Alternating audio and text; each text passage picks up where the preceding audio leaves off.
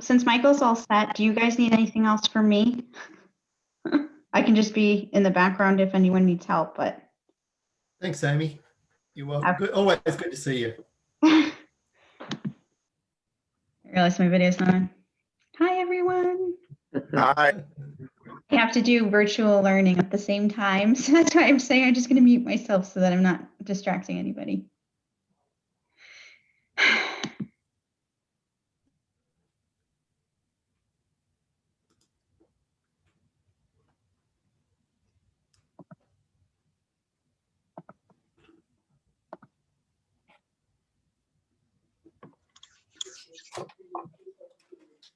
All right, well, good morning, everyone. We'll get started in just a moment. If you're just joining us, we have a panel today. We're in a meeting format so that we can have a little bit more interaction, but as we get started with the panel, if you're not one of the panelists, if you can turn off your camera and audio, and then we'll have everyone turn that back as we get to the end and start to take questions and that. So for everyone who's just joining us, we'll get started in just another moment.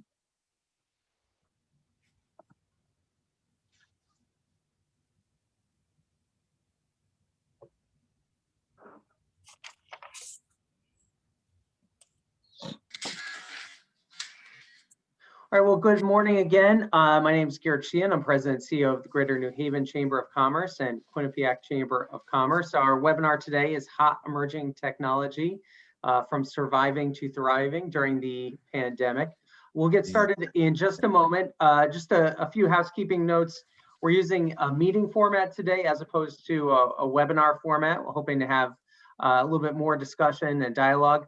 But while we do that, since we'll have the panelists on, if you're not one of the panelists, if you can turn off your camera and audio for the time being, and then we'll bring in everyone to have more of that meeting and dialogue around the discussion from the panelists. But we'll have the panelists on so that you can see who they are and hear the conversation as we get started. Want to, as always, thank all of our sponsors that we have for these events, starting with Connecticut Natural Gas, Southern Connecticut Gas, and UI, part of the Avangrid family. Also, all of our investors here at the Chamber that have supported us throughout the year, allowed us to put on this programming and many others for you today and throughout the last 12 plus months that we've been going through this very challenging time. This presentation today is part of our Technology Council presented by Comcast Business, and we want to take a moment to hear a few words from Comcast Business. I'm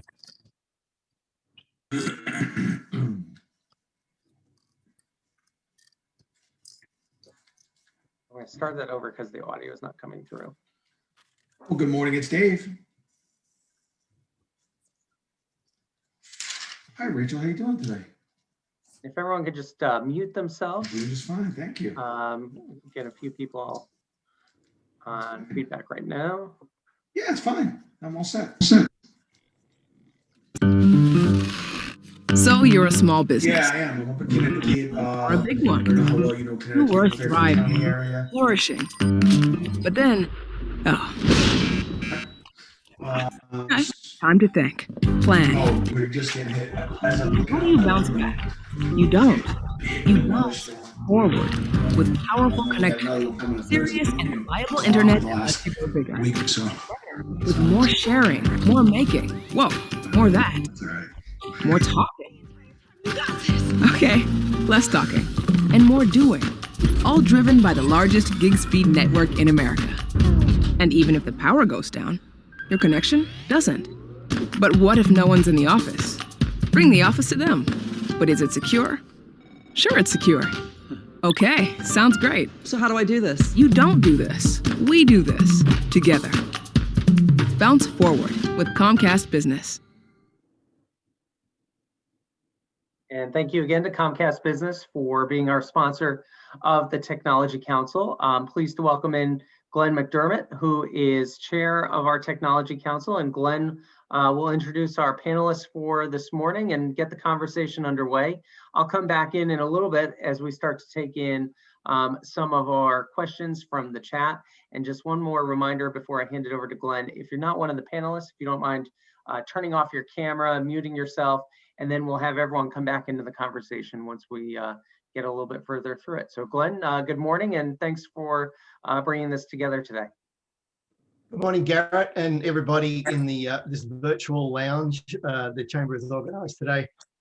Miss you all. You know, it's rough, as we know, not having the usual hugs and handshakes, but at least we've been able to continue this cadence of gatherings in a virtual sense, just to continue the learning, to satisfy your curiosity, and to really do our little piece to help Chamber members keep up to date with their use of technology.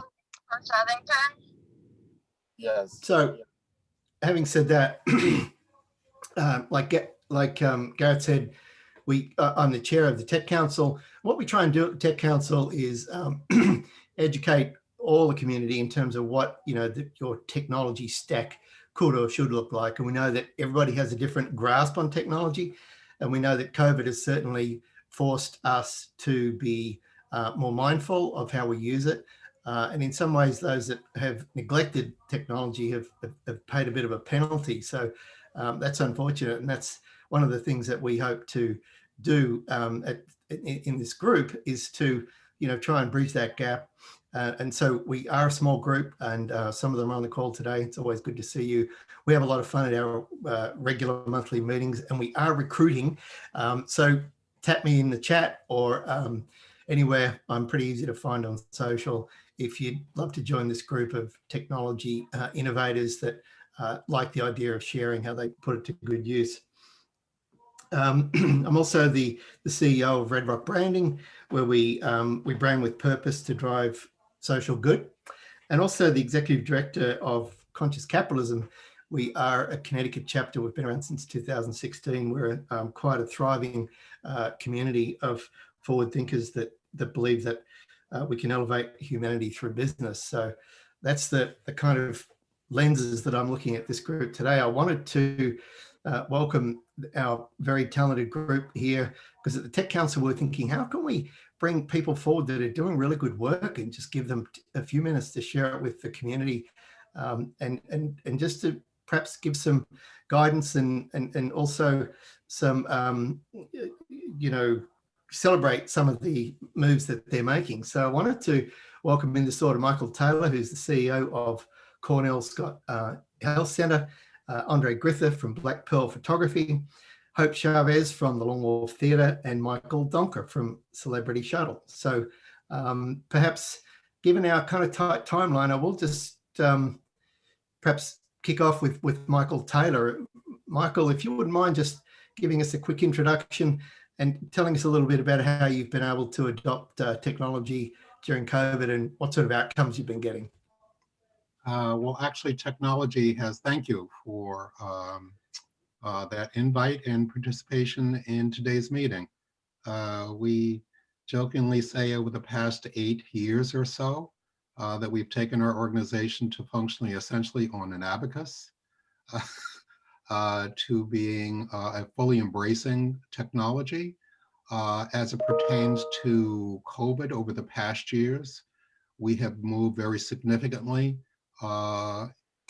into the provision of telehealth services and utilize technology as a means of maintaining patient continuity of care and access to care for our patients. And that represents a very significant shift in the way my organization and others like mine function.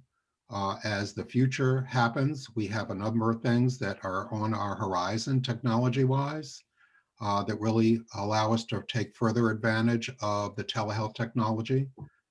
So it's really, quite honestly, technology in the context of COVID has really meant not only a lifeline of care for our patients, but also a lifeline of economics for our organization. So it sort of accelerated your adoption rate, it sounds like it. And without question, we, prior to COVID, other than a smattering, had not been able to be paid for the provision of telehealth visits. With the pandemic, that shifted very quickly. So reimbursement for telehealth became a reality. It was one that we had embraced. So we had a number of telehealth pilots that we had been experimenting with, which were really largely grant funded. We had been experimenting with, I would say, for the past, for the previous 2 years. So we were poised when reimbursement became available to make the shift towards telehealth. So I do work with a couple of other medical providers, and one of the things that they've been surprised with is the amount of no-shows has dropped significantly. So Through the in floor. many ways, that's sort of accelerated the efficiency of it all from a consumer's point of view, right? Because they don't have to get the 2 or 3 bus rides to the facility. There's much more efficiency involved. Can you talk to that as a provider? Yes, there is no question that one of the silver linings of being able to adopt telehealth has been, as exactly as you stated, that our no-show rate has really dropped quite significantly. And we believe that's, and what our patients tell us is telehealth is just more convenient for them. They don't have to worry about transportation. They don't have to worry about juggling schedules. If there are children or a job involved, people can do a telehealth visit from their office or from their home if they have the technology available to them. And for those that don't have the technology, we are also very fortunate now to also be able to offer telephonic visits for our patients who meet the criteria for a visit that can be done via voice. I'm very mindful of the health providers, as in your workforce, I guess. I mean, is there, obviously they're getting some convenience for being closer to the patient and so on. Are there any other sort of moves in the from a workforce point of view that have been enhanced with this kind of technology?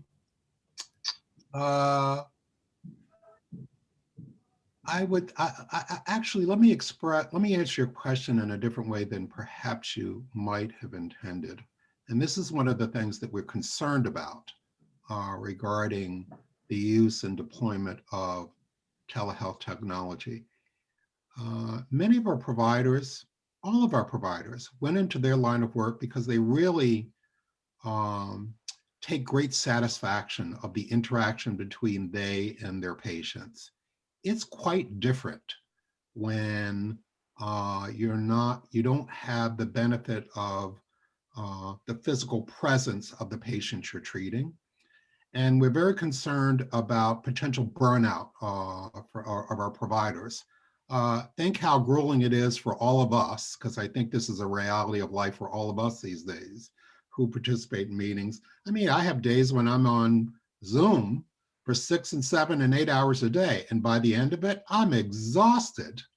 I can just imagine what it's like for a provider to have to practice medicine using that forum.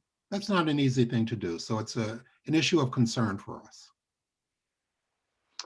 Yeah, the funny thing about Zoom is that there's also a different level of intuition involved in reading, between the lines and Yes. reading the silences and the body language. So there is a kind of a learning curve involved that we've all been through, but it's not business as usual. That's for sure. It is not business as usual at all. And one of the things that it reminds me of is for many years prior to joining the health center, I was a trainer in the areas of strategic planning and operations improvement.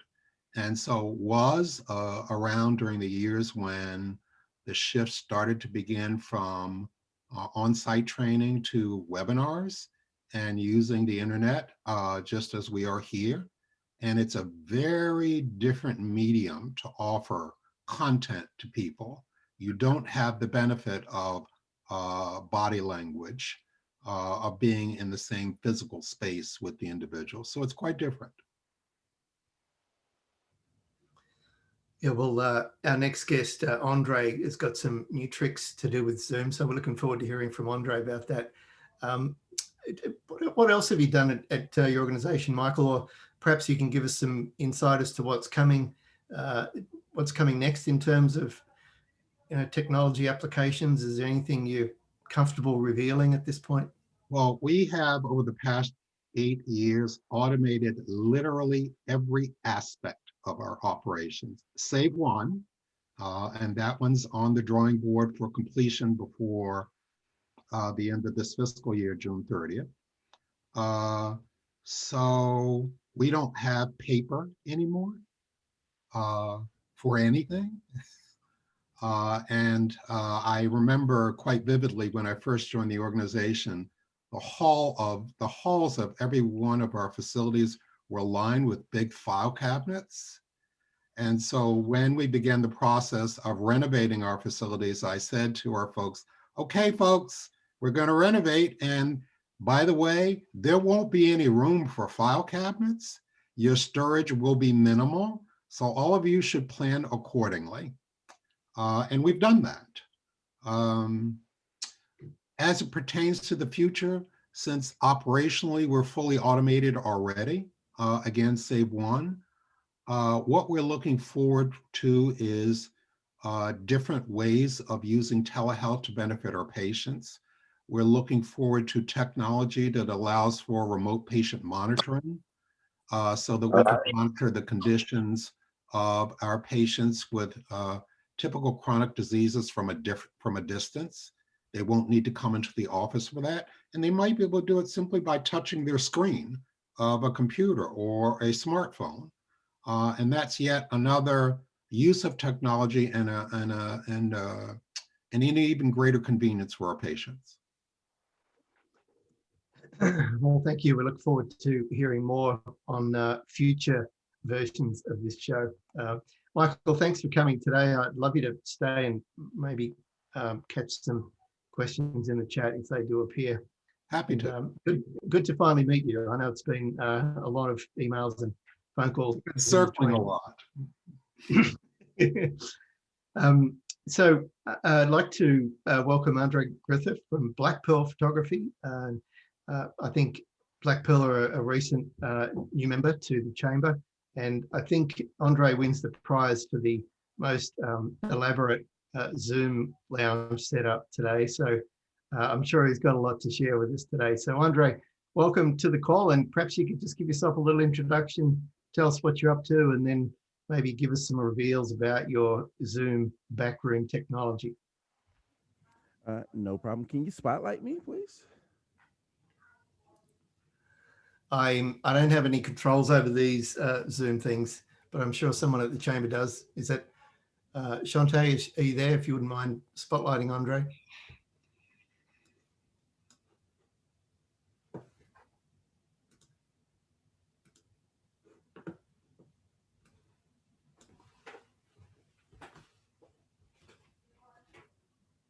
There we go.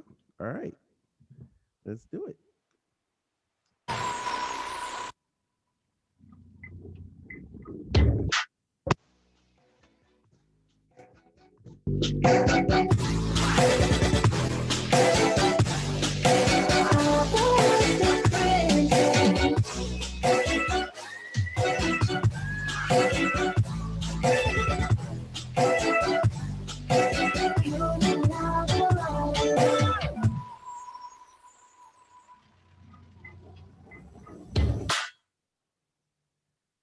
All right. So what if I told you that you can do things like this without having to fully share your screen? What if, let's just say, you were talking or having to give a presentation on Zoom, and you can do something like this without having to get out of your program? Or let's just say you were running a podcast or something that absolutely needed to be on screen while you're talking and showing your face, and you wanted to do something like this. Well, you can. And there's a couple of mediums that you can use. I use a program that's called Vmix. And what Vmix does is it allows you to import your Zoom into the program, but then it double backs and imports the program into Zoom. So what you're looking at me through right now is not necessarily Zoom, but you're looking at me through a program called Vmix. Now, A lot of people are familiar with programs like OBS or Streamlabs or something like that, which you can very well use to do this. But what I'm using is more of a broadcast software. So Black Pearl Photography is co-owned by my wife and I, and she's more on the photography side, as you just saw, and I'm more on the video side, as you can see. And what we do is we can, when we're giving presentations, let's say that we have to do a virtual showing for somebody to pick their pictures to be in a book. We go through stuff like this, so we don't have to go through how do you share your screen or how do you do this? And it's basically, it's all right there for you. I can throw anything up on this screen that I really want to do without having to go through the hassle of showing or doing a screen share. Okay, we got to click this and we got to enable this. It's all right there for you, and it's kind of it's kind of it's not necessarily an easy thing, but I'll give you a idea of what it looks like by actually sharing my screen, because it's the easiest way to do it without giving you the infinite loop of death, which we call it. If I can get a screen share real quick, if you can enable that.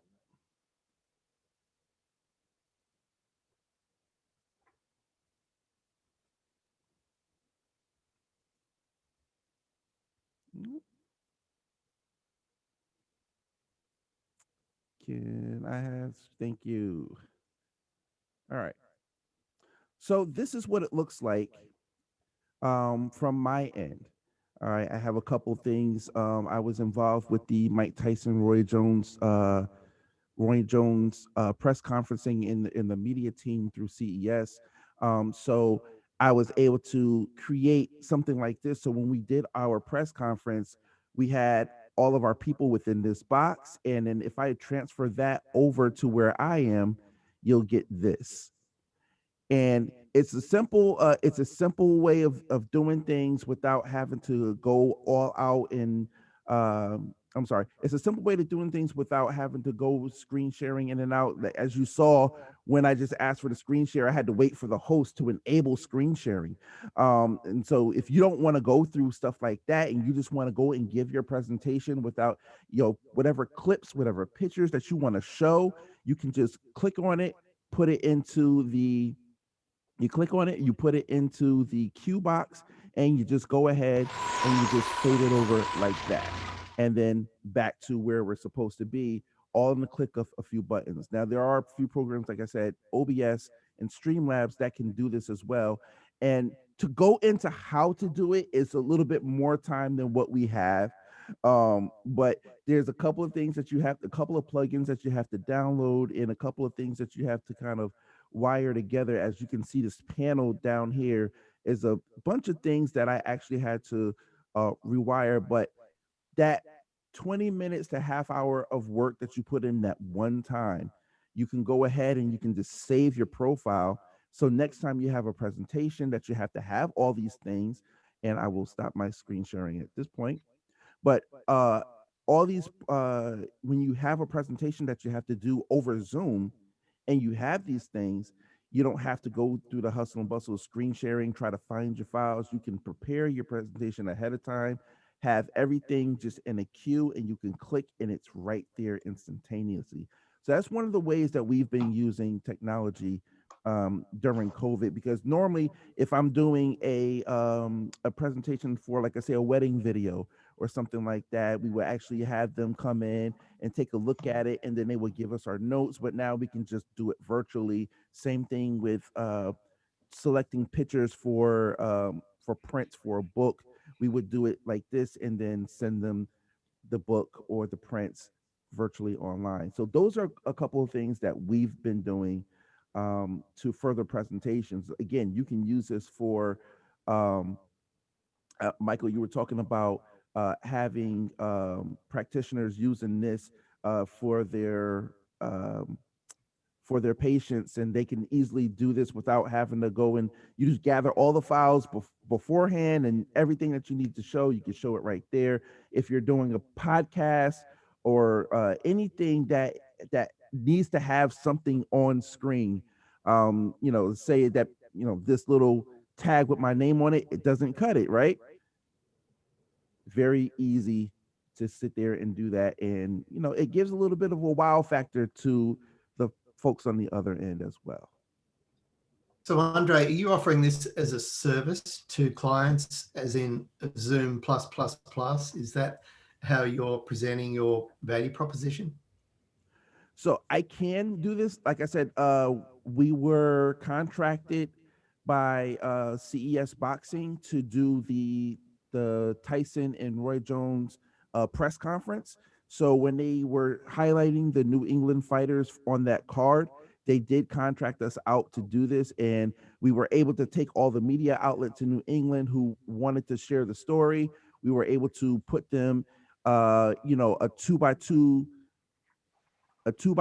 person, wrong thing, I'm sorry, a 2x2 per Zoom box within this frame right here, and we were able to throw in fighter stats. We were able to throw in you know, little training videos and stuff like that during the press conference, and it was all through Zoom. So what people saw when they logged into the Zoom is what you see when you logged into the Zoom, as opposed to, oh, hold on, let me share my screen to show you anything extra.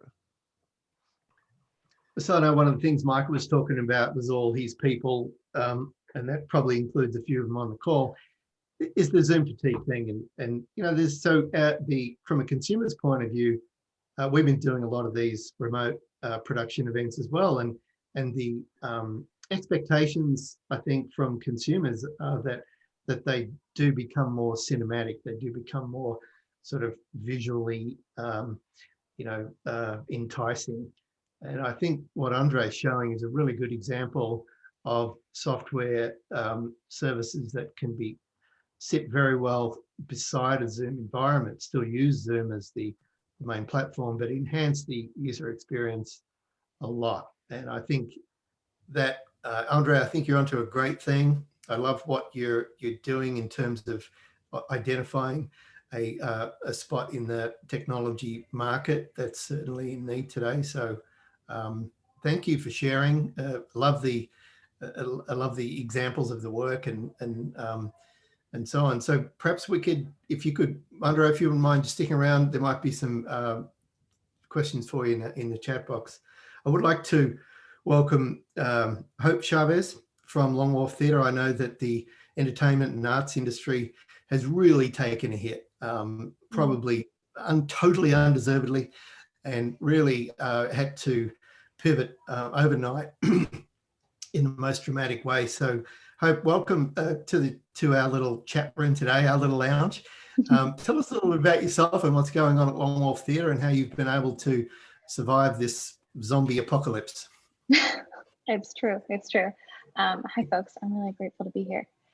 So I'm the artistic producer on staff, which at Long Wharf is an interesting role. A lot of regional theaters like ours have, you know, an artistic director and a managing director at the top who sort of share the administrative, like managerial work and the artistic vision.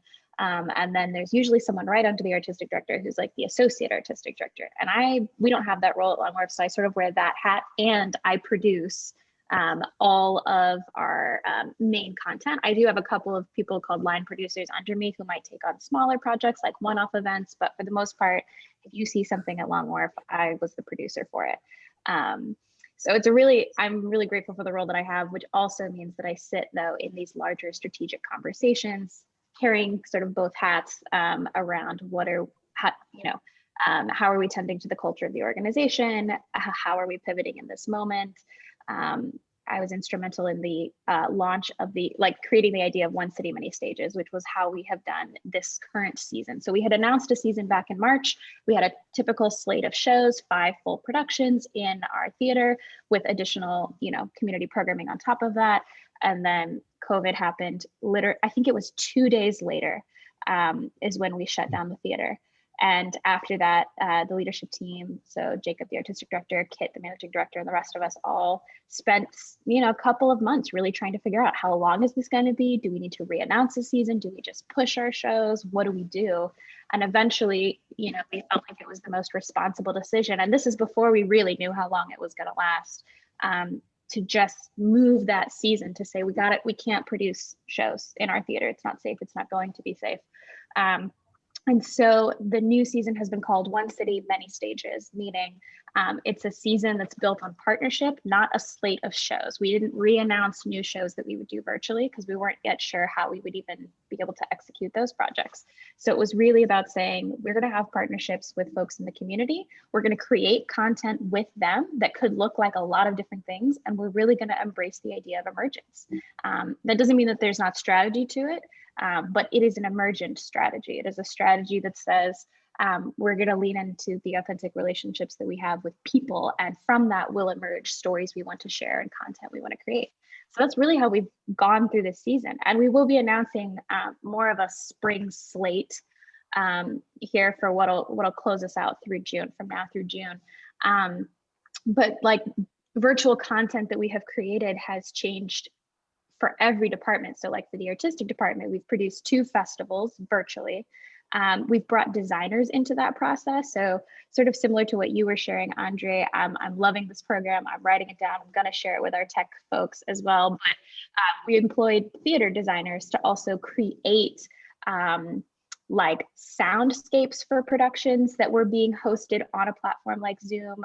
We had scenic designers actually do basically the part of their process that would have been sketching to turn those into digital images that could be backdrops in spaces like Zoom, or if you, we also use StreamYard as a platform, so that when we produce plays in this virtual environment, we could switch what the background would look like, similar to when there would be a scene change in theater. So we could understand place and time and environment as we were telling the story. It wouldn't just rely on the actors. We have produced film, which is also a big conversation that we have constantly. Like, what is theater? Are we actually doing film now? And do we want to do film, or do we want to like our value proposition as a theater organization is specifically live, in front of you entertainment, human bodies performing stories, and that connection. But we have done one film project that was filmed in our theater using lots of COVID safety protocols back in the fall. So that had a limited run. So we've done a lot of that. We also did, I don't want to use the word conference, but that's going to be the closest term that folks would recognize. But we did a multi-day convening of conversation with arts leaders, artists, activists, and business and government leaders here in New Haven back in the fall. So that's what it's looked like. It's emerged all kinds of things that wouldn't necessarily be typical for us, but we're excited to continue that work even when, and that process and way of producing, even when we are able to return to a more traditional season in the theater. It's interesting what Michael was describing is that he was already set up to execute lots of different technologies. You know, whereas performance art is more about the intimacy of theater and definitely the human experience. So I wouldn't be surprised to hear that you weren't as prepared for the technology shift as say the healthcare was. Yeah. Talk to us a little bit about what that's been like as an organization and getting your arms around that. It's a really challenging question too, because the artists that we want to work with, they really span the spectrum of what they're interested in doing in this moment. Similar to that question of like, are we making theater? Are we making film? Some artists are like, you know, until I can receive a reaction from an audience, I'm not really interested in doing this Zoom world. Like, some of them are really like, for me, the benefit as an artist is the laughs, the shot, the moment of like, you know, that intimacy. And also, you know, for actors right now, it's a completely bizarre experience for them to perform to a camera, to try to build an emotional connection with another person who's performing a character via this screen, and not being able to build off of the like physical kinetic energy that happens in theater. So it's been challenging in that regard, but also there are artists who have been really excited to innovate around this, where they have engaged in interactive elements as best as we can through the tech mediums that we have. We have not done this, but we are exploring some opportunities. The Public Theater in New York did a production actually that was entirely via the phone, and it's been toured now around the country, and it's completely sold out, because basically you as an audience member call in and you hear like actors performing this play, and you get to like, it's immersive in that way. You get to ask them questions. You are engaging in building the story in real time with them, right? So that can sort of create what you're talking about, that moment of like human connection and intimacy. Yeah, but it's a challenge.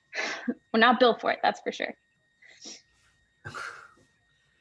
Well, thank you for sharing some work that you've been doing there. And I will just move on to hear from Michael Donker from Celebrity Shuttle. I know, Michael, you were introduced by our fellow Tech Council member, Amy, who told me a little bit about your story. And so why don't you introduce yourself and tell us a little bit about what you've been doing in terms of the work, and then how you've been able to apply the technology to it.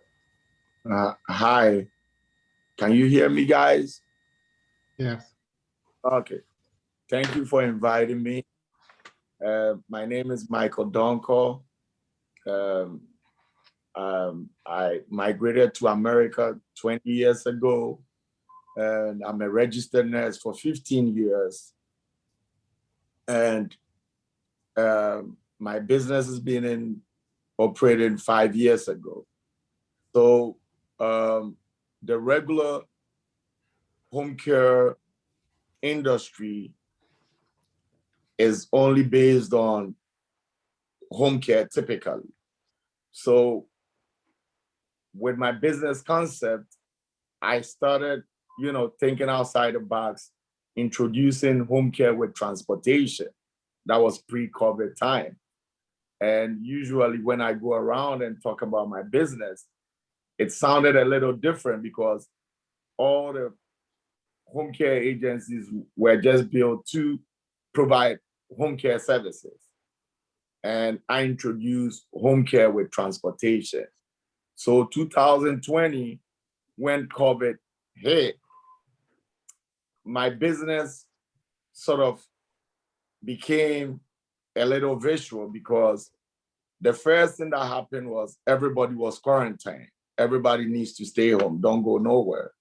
And the problem that the senior communities had were, how do I get my groceries? How do I get somebody to come and do a quick cleanup? How do I get my medication? How do I get around? So with my concept, I got in touch with people like Amy, and then I introduced the Celebrity Shuttle app. So the Celebrity Shuttle app is simply combining in-home, non-medical home care services with transportation.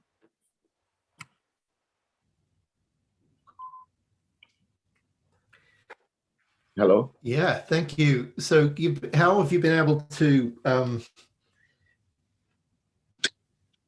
better serve your customers? Is it with bringing in the nursing side to the transportation, or are the drivers nurses, or what? Help me join the dots here. So what Celebrity Shuttle has done is we've opened up a training school that we're training Uber drivers and the drivers to become PCAs, home health aides, and CNAs. Meaning that we have a training school, we bring you in, we train you, and then when you pick up a client and the client needs more services, like somebody needs to clean my house, the driver is supposed to do that if they train as PCAs and home health aides. Because before COVID hit, Uber drivers, Lyft drivers, the only thing they knew how to do was to pick up people and drop them. And as COVID hit and the services industry changed, then they started adding the Uber E, go pick up medications, go pick up stuff. So Celebrity Shuttle, what Celebrity Shuttle is doing different is we're taking Uber drivers that are in the system already, training them as PCAs so that they can go the extra mile to do the bedside and the extra services that the seniors need. That's a really good pivot into the new needs of a lot of these people that aren't as mobile as they'd like to. So I think that's a great move, Michael. At this point, I think we should open it up. Garrett, if you're okay, just to have a little live Q&A, or I haven't been monitoring the chat. There may be some questions in there that you want to talk to. Yeah, definitely. Thanks, Glenn, and thanks to everyone on the panel. It's been really interesting stuff. And I had to jump back on my screen when Andre was on there. I was like, what is that going on the video?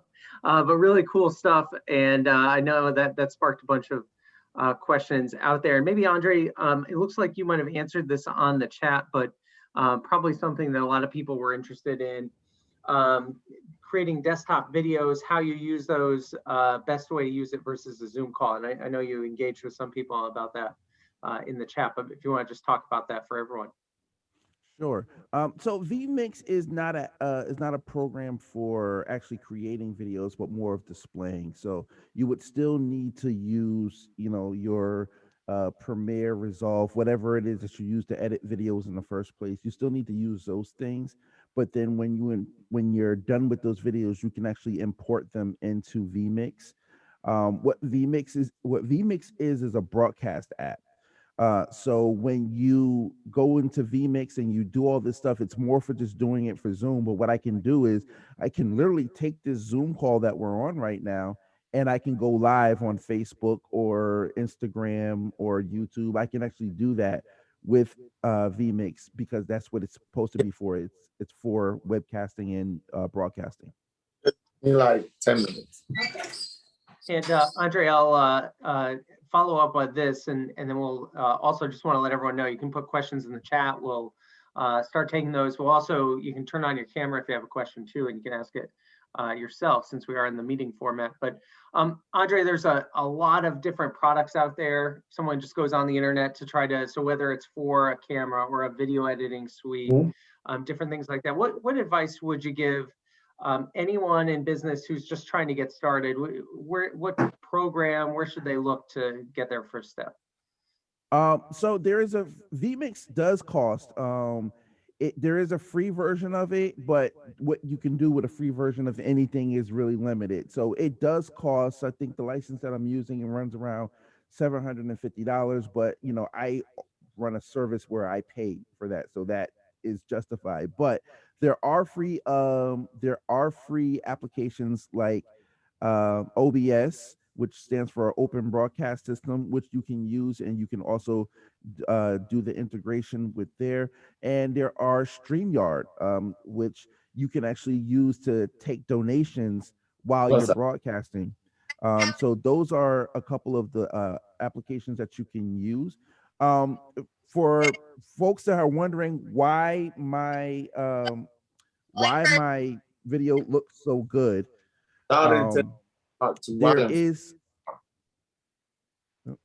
there is a I got this little thing called a cam link. I will zoom in it. There we go. A cam link. Basically what it does is it plugs into a USB on your computer, and there's a HDMI cable on the back of it. And basically what happens is the camera that I use to shoot on, to do videos, is the camera that you're looking through me at right now. And all I did was I set it up, I put the HDMI cable into this thing and put this thing into my computer, and voila, we have cinematic looking Zoom calls. It turns whatever camera that you're using into a webcam. So that's kind of, those are the two biggest things that I can say. If you get like an OBS or a StreamYard, and then you get a cam link, your videos can look this good. And then it's up to you to kind of be creative on how you present those. And I know Hope is already ahead of the curve with that, getting her set designers to do some digital backgrounds and stuff like that. It's always a plus to learn how to do. Great, thanks, Andre. I'll throw this out to everyone, but I think we've all experienced this question, issues with internet services when you're trying to do video. You try to do something really cool, looks great, and then on the other end, it doesn't come out as well. It definitely, internet bandwidth is the key to be able to do these things, but I'll open it up to our panel if anyone wants to just talk about their experiences. Garrett, this is Mike Taylor. This is the reason that I emphasize the importance of offering even telehealth service or telephonic services to our patients, because many of our patients are not tech savvy or don't have access to technology, but they still have the same healthcare needs as anyone else. So having the flexibility or offering them the flexibility of connecting with us via a telephone is as important as having the access that we all, the internet and technology access that we all think is perhaps more commonplace than it is in some population cohorts. Really good point. Anyone else want to talk about just internet connectivity? This is Hope. I'll just say very quickly, as a producer, I'm planning for all eventualities. And so even if you don't think of yourself as a producer, preparing for that. Sorry, I think it muted. Preparing for how you pivot for that moment is important. So we prepare like slides and stuff ahead of time that say we're having technical difficulties. Everyone please hold for a moment. And we have someone on the back end who's prepared to cue music or prepared to pivot to the next person. So we always have a game plan for that moment because we can't control every aspect. When you went on mute there for a moment, I thought, oh, we just had a internet freeze up just as we're talking, but no, and I can just relay from the chamber as well. Early on, when we first started doing events and we had video, we'd literally be sitting there holding our breath that the video wasn't choppy, that it came across. And what we ended up doing, I'll give a plug for Comcast Business. We thought we had really fast internet downtown at our offices, but we upgraded it another level up. And the first event we did, where we had probably 10 videos, we couldn't believe how smooth it was, that the video just played so well for everyone. It wasn't even a thought or a question. So I can just attest that video or internet speed really does make a difference and takes you out of that where you're just kind of hoping that it works, as opposed to it just working really well each time. Open it up to other questions. And Glenn, feel free to jump in too if there's some things that are coming up that you want to throw to the panel. And again, I just want to offer, we do have this meeting format, so you can turn on your camera and microphone and ask. We'll try to keep it manageable so we don't have everyone talking at the same time. But if you have a question you want to jump right in, please do so. No need to be shy. I think I hope you made a good point about managing expectations for all bandwidths, right? Because, and that really makes it, the production part, more complex, in that you do have to manage certain scenarios that may not go to plan. And particularly, as we've found with some of our clients too, that may be living in older buildings, that their internal,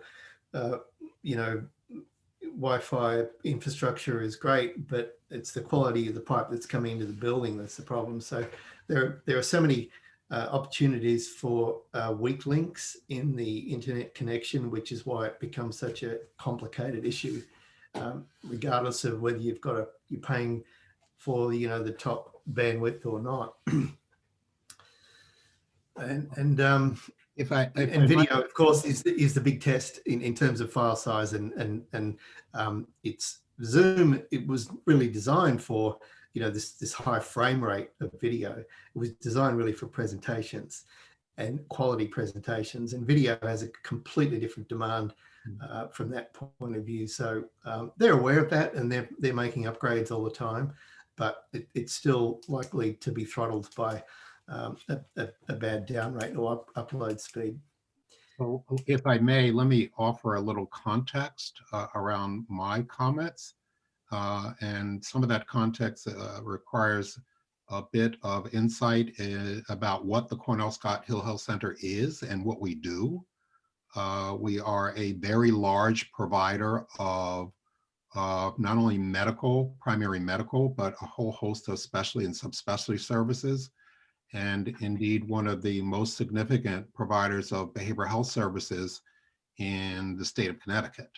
So we treat on an annual basis almost 55,000 people in those services. And so at a time now where 50% of our business relies on our ability to connect with people remotely, either via full-blown telehealth, i.e. Audio and visual, or telephonic, having good connections and sound technology really is key to our ability to both maintain access for our patients and also sustain the financial viability of our organization. Really good point. Thanks, Mike. So we've had to upgrade everything. How about just throw out to everyone on the panel. Hi. Julianette? Hi. Go Yeah, ahead. Ask your this was question. me not being shy. Hello, All right, everybody. great. My name is Julianette. I attempted to throw the question in the comments, but I'll ask it here to not be shy. I had a question about to all the panelists, because there's various sectors being represented here, which is really cool. So I had a question about what ways there could be collaboration across different sectors and different ways to help each other. I'm hearing very specific things in terms of like internet speed and using Vmix, which is great. I definitely wrote Vmix down. But yeah, I'd love to hear some ideas from you all in terms of how we all could help each other. And very biased, I am an artist, so in particular the art sector. But yeah, that would be my question. What are different ways that we could help and collaborate with each other? So can I respond? I am already very intrigued by the prospect of being able to use other technologies to sort of spice up our video interactions with our patients. If there's any way we can make them more exciting and engaging, that's a conversation I want to have, and wasn't aware that that's available. So there's another reason that I'm glad that I'm participating in this forum. Thanks, Michael. And just to get back to your particular question, how do we incorporate and bring into this conversation the arts community, which is, in my mind, one of the hardest hit. And thank you, Hope, I've had so many good experiences at Long Wharf Theatre, and I do miss that from an emotional and spiritual and creative point of view. They're the kind of human experiences that are so lacking now in this sort of Zoom environment. So I'm so looking forward to that. But to answer your question, I think at the Chamber we did the Big Connect just in November last year. One of the things that we intentionally did was to reach out to the Arts Council and artists in the community to bring them into the room to be part of the conversation around business. And the Start With Art programming that we built into that was tremendous success, and we hope to expand on that this year. But I'd like to hear more from Hope about perhaps how she's incorporating and embracing the wider artistic community. Yeah, I really appreciate the question. Thank you, Selena. So even just for the folks here on this call, right, or on this panel in particular, as we look towards the future of producing in person, we need partnerships in the like medical sector to help us get access to affordable rapid testing. We need resources for our artists who do come on site to do telehealth, to be able to check in with medical professionals as we are here in a way that doesn't break sort of like the bubbles that we have to create to do these productions safely. I think we need lots of support from as we are continuing to produce in this digital atmosphere, we are not media producers. We are not. That's not something I was trained in, right? So we need collaboration with folks with an expertise in media who can come alongside us and help us in that. Yeah, right, Andre. Like to come alongside us and say, okay, you are the experts in how to make the thing on the stage, but like, how do we make it accessible in these virtual environments? Because even once we do produce in person again, a big point of accessibility, as everyone has mentioned on this call, is like, some folks just won't feel safe coming back, and that's okay. And some folks will want to have a digital version of the thing.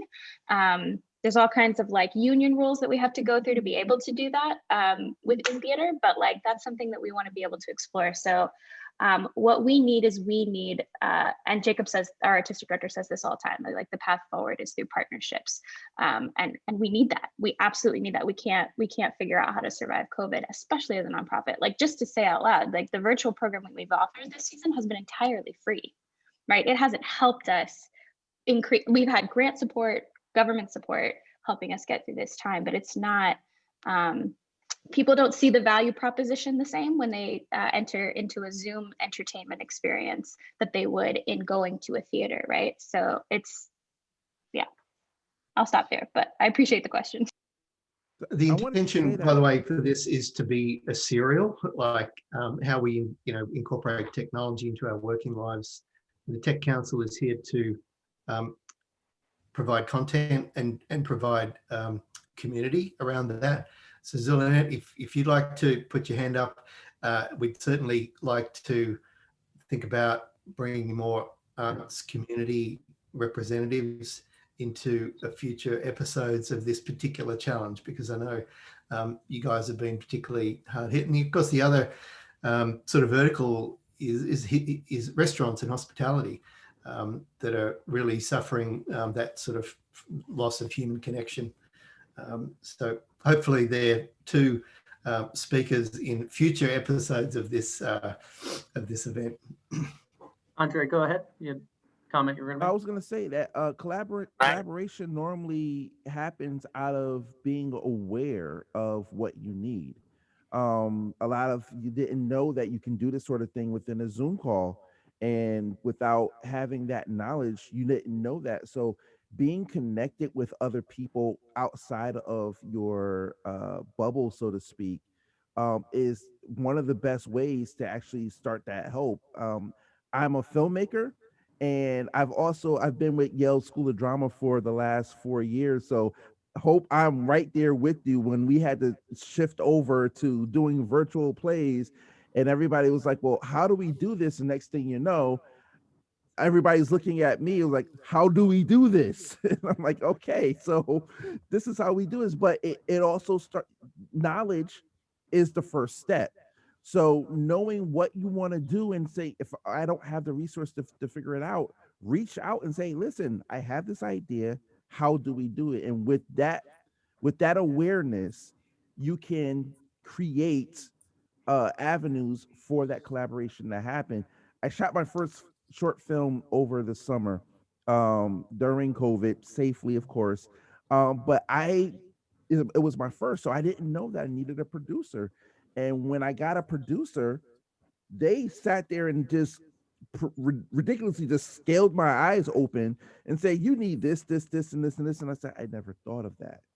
And with that, now I know that next venture I go into, I'm not going into anything else without a producer who knows what they're doing. So having somebody on your team, or if you don't have a team, reaching out to someone who may have an expertise in a certain area is the key to getting that collaboration, getting your resources. So don't be shy in asking, because there's no harm and no shame in asking. Great point. John, did you have a question? I had just a comment, but talking about technology. And so I just wanted to mention that the technology that I'm involved in is for people that have hearing loss. Michael might be interested in some of this. What happens is we provide caption telephones for people with hearing loss through the Americans with Disabilities Act. So if you're familiar with watching video with the captions at the bottom, or television with captions at the bottom, that's what the telephone does in real time. So that's a technology that is helping people that have, a disability. And we also have the application right now on the iPhone and the iPad. Here's a quick look at what it looks like. Let's see if you can see it. So in real time, as the other person's speaking, it tells you exactly what they're saying. So you can see for people with hearing loss, that can be a real plus. So Yes, Michael is interested. What's that technology called? it's called the caption telephone, Michael, and I'll put my contact information in the chat box for you. Thank you. Excellent. Great. Well, we're coming up right on 11 o'clock, and so we want to wrap up, but I want to thank all of our panelists, thank Glenn, the Technology Council, of course, Comcast Business for helping us put this on. I guess the last point I'll leave everyone with is, just get started. I think a lot of times this can all be daunting, and you don't have to be perfect out of the gate. A lot of things we talked about are ways you can make it better. But the first thing to do is just get out there and start putting out videos and creating content. And once you do that, the other things start to become a lot easier and doable. So again, thank you to all of our panelists in Comcast Business. I'll just leave everyone with this last thought. We have our Internship Career and Jobs Fair coming up, not next week, but the following week. If you're interested in either having a booth or if you're looking for a new opportunity, please make Everybody sure. want to go out. Everybody want to drive their own car. Thanks, everyone.